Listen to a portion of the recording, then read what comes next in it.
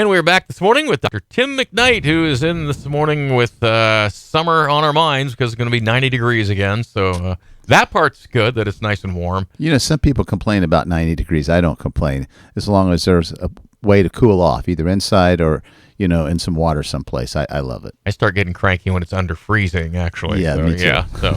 But with that brings some potential skin irritations and the like for summertime, and I guess you've been seeing some lately. So tell us about that, and what can we do to not get those? Well, the one thing that I've seen lately that's been really prevalent, actually, is cellulitis. Those are skin infections, bacterial skin infections, and a lot of times people will develop a painful red rash. Sometimes there's a nick in the skin, or even an insect bite can precipitate it. And there are other people that they have, especially the really obese people, they have swelling in their legs, and they'll swell with water. And when those legs swell, it starts to stretch the skin, and sometimes it stretches the skin just enough that there's a little crack in the skin that allows the bacteria to get in and start the cellulitis process. So often they're bacterial infections, and they're often treated outpatient with antibiotics, but sometimes it doesn't work. So we have to put them in the hospital because they can get very sick. I mean, the infection, usually they're staph infections. Sometimes the methicillin-resistant staph, the MRSA, that is a little bit more difficult to treat. So they need IV antibiotics. And seen a couple of those lately, and they've been pretty nasty. They've taken some pretty big guns to take care of. One patient thought he might have been bit by something, didn't know what it was, but it was pretty evident that there was something in the center core there. Another person was just like not sure why she had it, but it was very difficult. It was resistant, and it took quite a bit to get her under control. So those type of infections you don't mess around with, because if you wait too long, or if it doesn't respond to oral antibiotics, the only treatment is inpatient IV antibiotics. So just be on the lookout for that. Usually it's really well demarcated. You can see the borders clearly. And if you see something like that, sometimes, like I said, an insect bite can look very similar. But if it gets more red and tender, especially if you get other symptoms of fever, chills, or nausea or headache, those are signs that it's becoming more systemic. And we usually get a marker and draw around the edges of the redness, and we watch to see which way it goes. Does it expand beyond the borders, or is it receding? So that's probably the most serious of all of them. But the most common one we're seeing right now is poison ivy. People are outside and they come down with poison ivy, and there's a lot of different approaches for that. Now, if you know you have a history of being pretty allergic to poison ivy or poison oak or poison sumac, whatever it is, it's all in that same family. They're oils. They get on the skin. They don't wash off easily. So you have to wash with soap and water pretty good after you've been to a potential exposure working in the yard or in the woods. Sometimes your pets will be, running through the woods, and they'll pick the oil up and bring it into you. So you might not even think there's a direct exposure to it. Paul Harvey on his show used to have a soap called Zanfeld that you can still get at the pharmacies, and it's really good to get the oil off the skin. It comes in like a toothpaste type of a tube, and it's kind of gritty. So you put it on, and it like I said, it's gritty, but it helps to wash the oil off. So you rub it in, leave it on for a few minutes, and then rinse it off. That's probably the best advice that I have to getting the oil off your skin if you think you've been exposed, your arms and your hands. And maybe your legs. There are other topicals, but they're not as effective. Yeah. Well, what we're trying to do first is get the oil off. Yeah. So wash it off with Zanfel or with good soap and water. And then once you start to itch or you see the redness or the blisters, then it's, how do I manage this? And we always want people to try the simple things first. So hydrocortisone cream, Benadryl cream can cut down on the itching. And an allergy pill like Zyrtec or even Benadryl can make the itching better. When I was a kid and would get it really bad, it was the remedy was a bath in oatmeal, a couple cups of oatmeal in a warm, tepid bath. Let that oatmeal get in your skin and sort of dry the skin out, and just try to resist the itching. But again, that's where Benadryl cream comes in, or maybe hydrocortisone cream over the counter. But once it's beyond that and it's extending and you're miserable, then really the best treatment is an oral steroid. So we have prednisolone, methylprednisolone, or prednisone, and we taper those over kind of a low dose over a long period of time. A lot of people take those steroids for 4 or 5 days, and they feel like, hey, this is under control, I'm okay, and then they stop it, and then it will often come back. So you have to treat it for sometimes 10 or 14 days with a low dose taper. But we really don't want to be turning to these steroids all the time. No. And they're easy to turn to because they do so many nice things for us.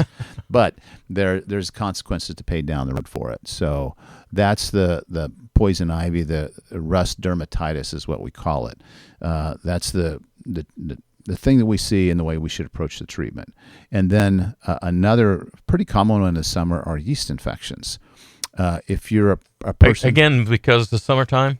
Yeah, because of the heat. Okay. So yeast or these fungal infections, these are opportunistic germs. They live on our skin all the time, but in certain situations they really flare up. And what they like is moisture and heat. So if you have a lot of skin folds, sometimes women under the breast where it's warm and it's moist, they'll get it there. It's that red itchy rash. And most people know what that looks like, what it feels like.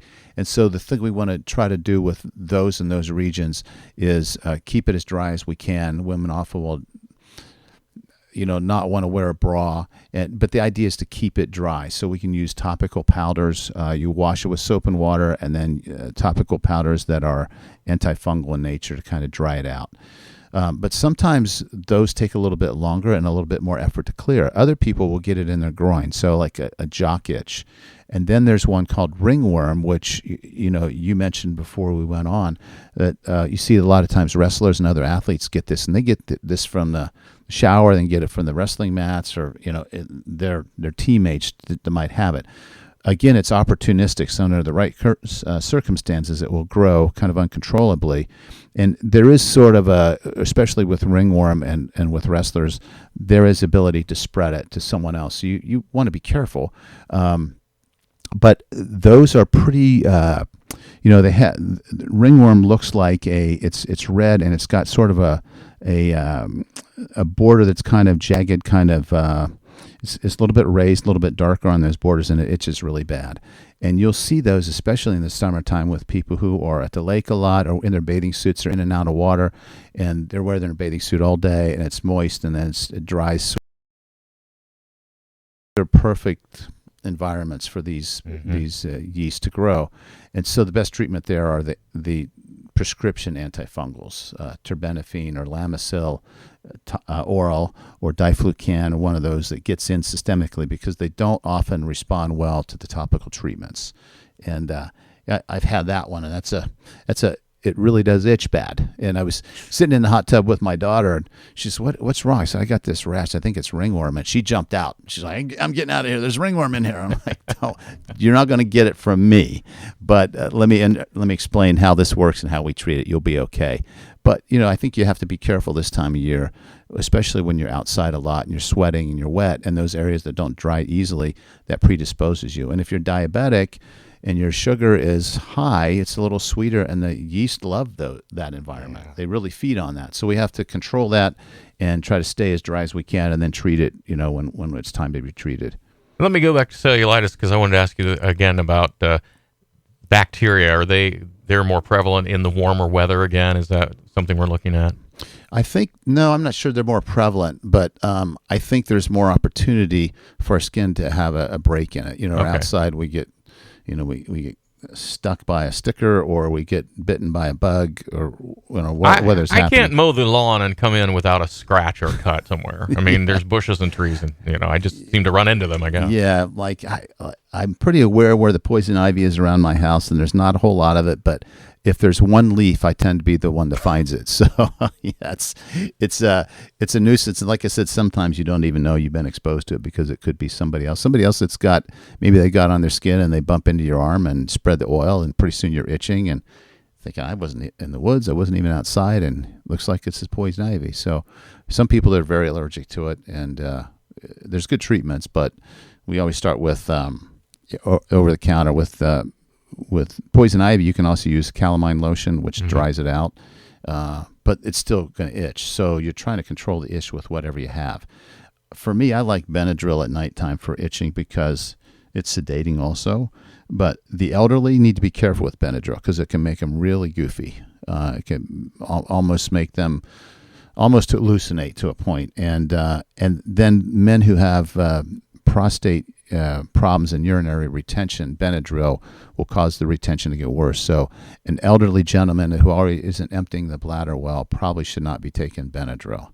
And even Zyrtec or Allegra, some of those can make it difficult for men. So that's why it's worth a call or a visit to your provider if you're struggling with this and you need to know the right treatment.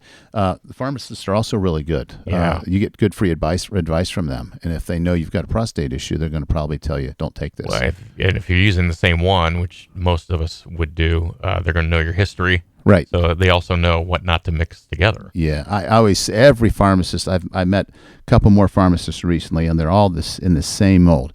Very bright, they tend to be kind of quiet in my experience, but also really humble. I mean, they just know a ton, and they're very willing to help you if you ask them, but they're not going to just give advice on Solidicid normally. Well, they're busy. Yeah, that's true. They're busy, but they're great people. I have great respect Yeah. and appreciation for pharmacists. Yeah, my cousin and all of them. So very good. Well, thanks for the advice, but again, use your provider because they know you best, right? And what treatments will probably work the best. Yes. All right, good. Be careful out there this summer, and you too, Dr. Thank McKnight. you. Be careful with that leaf in your yard. It's Dr. Tim McKnight as we talk with the doc this morning on the BT Morning Show.